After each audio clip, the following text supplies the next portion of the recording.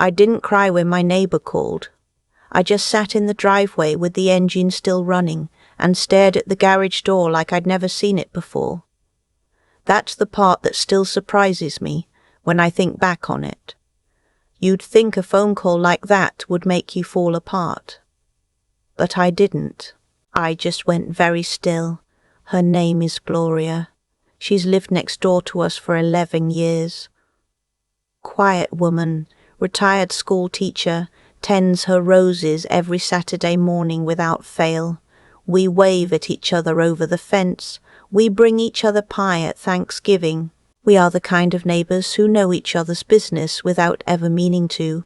She called me at 11:14 in the morning on a Tuesday. I know the exact time because I had just pulled back into our street after dropping my grandson off at his school across town. My husband Raymond was still at the house. Or so I thought. "Evelyn," she said, and her voice had that flat, careful tone people use when they're trying not to alarm you while alarming you completely. "Don't pull into the garage yet. Are you close?" I said I was just down the block. "Park on the street," she said. "I'm come to my door first. I remember thinking it was something with the yard. Maybe a raccoon had gotten under the fence again. Maybe she'd seen something wrong with the roof." I parked on the street. I walked to her door. She opened it before I could knock. She had her phone in her hand, and she turned it toward me without saying a single word. I should tell you about Raymond first, because none of what comes after makes any sense without knowing who I thought he was. We met in 1987. He was working as an assistant manager at a hardware supply company in Columbus, Ohio. I was teaching 3rd grade. We got married 2 years later in a small church outside of town with 43 guests and a cake that collapsed on one side. We laughed about that cake for 30 years. Raymond was, and I want to be careful with how I say this because I have to be honest, a good man for a long time. Steady, reliable, not dramatic. He coached Little League for 12 seasons. He remembered every birthday in the family without being reminded. He learned how to change a carburetor in his 50s because he didn't want to pay a mechanic, and he never let me forget it. We raised 2 children. Our daughter, Patricia, lives in Portland now with her husband and their 2 kids. Our son Brian passed away 9 years ago from a heart condition he didn't know he had. He was 36. After Brian died, something shifted in Raymond. That's the only way I know how to describe it. A shift, like a house that settles wrong after a hard winter. Still standing, still looks the same from the outside, but the doors don't hang right anymore. I told myself it was grief. I told myself I had to be patient. I told myself that people process loss differently and that Raymond would find his way back. I waited. He did not find his way back. What he found instead was a woman named Carla. I did not know about Carla for a very long time. What I knew was this. Raymond began working late. Then he began traveling for work, which he had never done before in 30 years of the same job. Then he got a second phone, which he said was for a business line, and I believed him because I had been believing Raymond for 3 decades, and I didn't know how to stop. I knew something was wrong. I want to be honest about that too. I knew. I could feel it the way you can feel a storm coming when your knees hurt. Not a precise knowing, but a knowing in the body that your mind hasn't caught up with yet. But I didn't look. I didn't ask. I told myself I was being paranoid. I told myself that a woman my age should not make herself ridiculous by checking her husband's phone like a teenager. I told myself that after everything we had been through together, Raymond would not do this to me. I was wrong. Gloria's phone showed me a video. It was taken from her front windows. He'd been watching for a package delivery, she told me later, and she'd grabbed her phone to film a stray dog that had been coming around the neighborhood and worrying her. She was pointed at the wrong angle. Instead of the stray dog, she caught Raymond. He was in our driveway. It was 9:47 that morning, more than an hour after he had told me he was heading into the office. He was standing next to a dark blue sedan I had never seen before, and there was a woman leaning against the passenger side of that car. She was younger than me, not dramatically younger, mid-50s maybe. Dark hair, well-dressed. They were not touching in the video. They were just standing close in the way that people stand close when touching would be too obvious, but distance is no longer possible. They talked for 4 minutes. Then Raymond went back inside our house. The woman got in the car and drove away. I watched the video twice. Then I handed Gloria's phone back to her, and I sat down at her kitchen table, and she made me a cup of coffee without asking whether I wanted one, and I held it with both hands, even though it was summer and I wasn't cold. "How long has this been going on?" I asked. She didn't answer right away. When she did, she said, "I've seen her car before. I didn't know what I was seeing. That was enough. I want to tell you what I did not do, because I think it matters. I did not walk back across the lawn and confront Raymond. I did not call my daughter in a panic. I did not cry on Gloria's kitchen floor, though she would have let me. What I did was think, I'm 63 years old. I have lived through my son's death, and my mother's Alzheimer's, and a breast cancer scare in 2018 that turned out to be nothing but that I still think about. I have learned over the course of a life that reacting in the first 5 minutes of shock is almost always the wrong choice. So I sat, I thought, and then I asked Gloria if I could use her laptop. Here is what I found in the next 4 hours, sitting at Gloria's kitchen table, while she quietly went about her day and left me alone to do what I needed to do. Raymond had opened a savings account I didn't know about. I found this because 11 years ago, when we refinanced the house, I was added as a contact on his bank records, and that contact was still active. I pulled up the online statements using a password I had watched him type in once. 3 years ago, without meaning to remember it. I had remembered it anyway. The account had been opened 14 months earlier. There were regular transfers going into it. Not enormous amounts, nothing that would have triggered alarm, just $200 or $300 here and there, withdrawn from our joint checking, logged under descriptions like household supplies and car maintenance, miscellaneous. Over 14 months, those small amounts had added up to just over $19,000. $19,000. I sat with that number for a long time. Then I looked at the account's linked records and found an address in Westerville, a suburb about 20 minutes from our house. The address was associated with a lease agreement.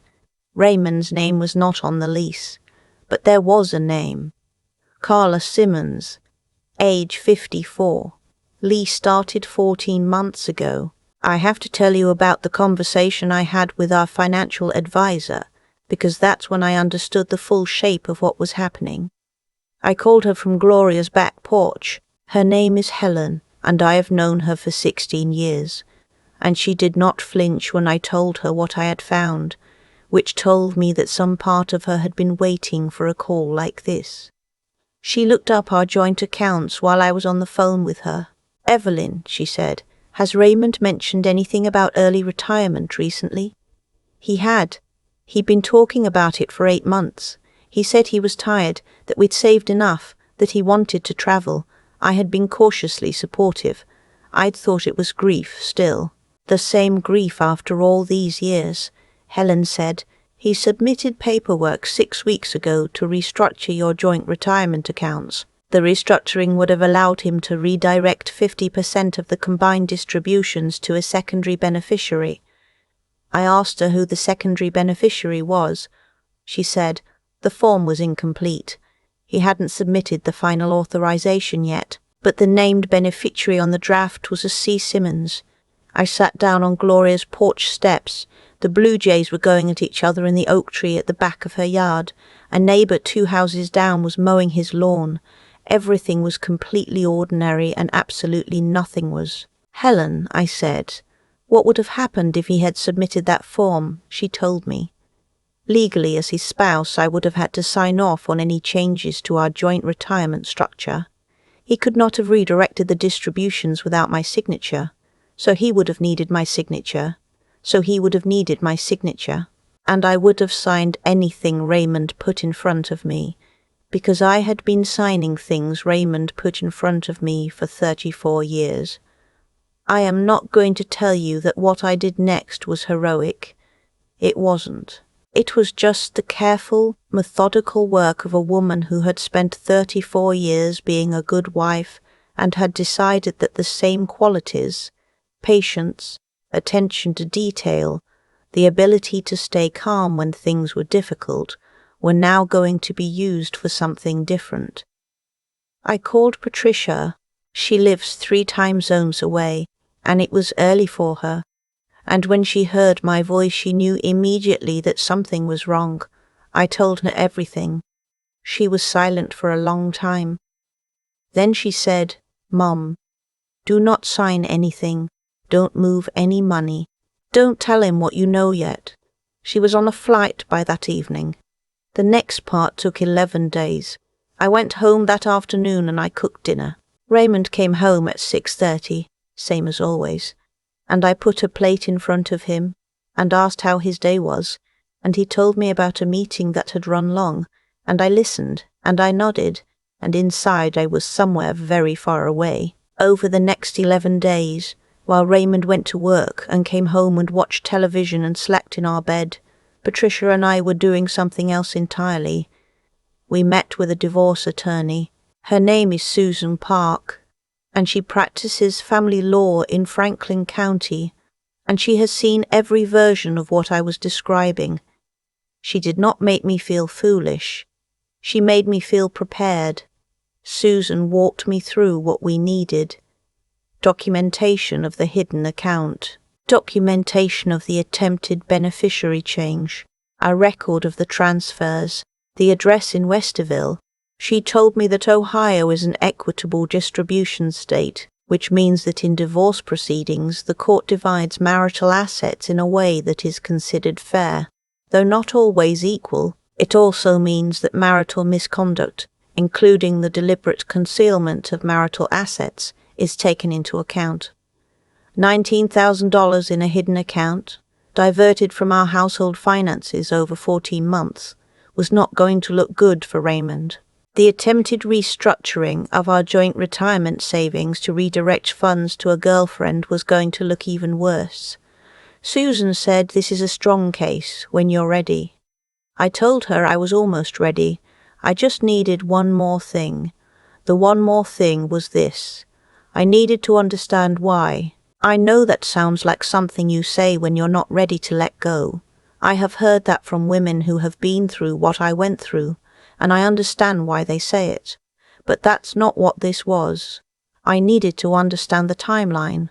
Because the hidden account started 14 months ago and the retirement paperwork had been in process for 6 weeks, and I wanted to know how far back it went.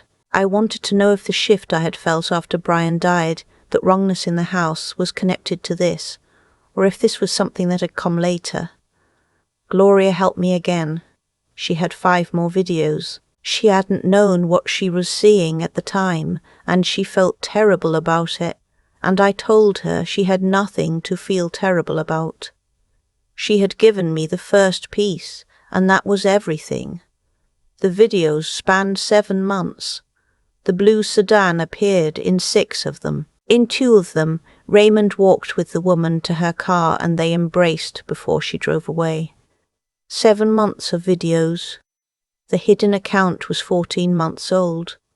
Whatever had started between Raymond and Carla Simmons had been going on for at least a year before Gloria ever filmed it by accident. I did the math. Brian had died 9 years ago. The grief and the distance I had attributed to losing our son, some of that was probably real. I don't want to take that from Raymond or from myself. But 14 months ago, Raymond had decided to build a second life. And the reason he hadn't left, the reason he was still here, still coming home, still sitting across from me at dinner, was that he needed things from me first. He needed my signature. He needed my money. He needed the house. Patricia was with me the morning I told him. We sat down at the kitchen table, the same table where I had read to Brian when he was 4 years old, where Patricia had done her homework, where Raymond and I had paid bills and argued about small things and laughed about that lopsided wedding cake, and I put Susan's card in the centre of it. I said, I know about Carla. I know about the account in Westerville. I know about the retirement paperwork. Raymond looked at the card. Then he looked at me. Then he looked at me. Then he looked at Patricia. He didn't say anything for a very long time. When he finally spoke, he said, Evelyn, I can explain. I said, you don't need to. And that was the truth. He didn't need to explain anything. I already knew what I needed to know. The explanation wasn't for me. The explanation was for him, something to say, something to do with his hands, some way to fill the silence of being seen. I didn't need to give him that. The divorce took 8 months. Ohio law requires a 90-day waiting period after filing, and there were complications with the asset documentation, and Raymond hired an attorney who tried several approaches that Susan dismantled one by one with the patience of someone who had done this many times before. In the end, I kept the house. I kept my full share of our retirement savings. The hidden account was folded into the settlement. Raymond walked away with significantly less than he had planned. He is living in Westerville now. I don't know if he and Carla Simmons are still together. I haven't asked. Gloria came over for coffee last Saturday. She brought her roses. She cuts them in the morning and puts them in a mason jar, same as she always does. We sat on my back porch and she asked me how I was doing, and I told her honestly, some days are hard. Some mornings I wake up and reach for a routine that doesn't exist anymore. Some evenings the house is quiet in a way that takes getting used to. But then I thought about sitting in her driveway with the engine running, staring at the garage door. I thought about what would have happened if she hadn't called, if she had decided it wasn't her business. If I had signed whatever Raymond put in front of me, the way I had always signed things, because I trusted him, I would have lost everything, not just the marriage. I was already losing that. I just didn't know it. I would have lost the house. I would have lost 30 years of savings. I would have lost the only version of the future I had ever planned for myself. A woman who tends her roses on Saturday morning and films stray dogs from her front window saved all of it. I told her that. She looked embarrassed and waved her hand like I was being silly. I just pointed the camera in the wrong direction, she said. No, I said. You called. You could have decided it was none of your business, and you called anyway. She looked at her coffee cup. You would have done the same for me, she said.